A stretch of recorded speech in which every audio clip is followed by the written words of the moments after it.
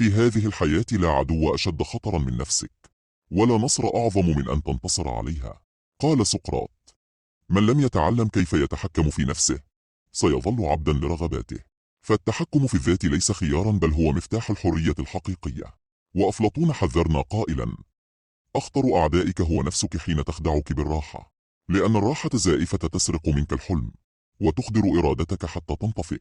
الذين يصنعون المجد هم أولئك الذين يختارون التعب على السكون ويصنعون طريقهم رغم الألم. أما نيتشه فقال: العقل هو السلاح الأقوى، ومن لا يستخدمه سيستخدم هو. فاحمل سلاحك وواجه الحياة بفكر يقظ وقلب لا يخاف، واعلم أن القوة ليست في ضرباتك، بل في قدرتك على النهوض بعد كل سقوط. فمن يغلب نفسه يغلب العالم كله.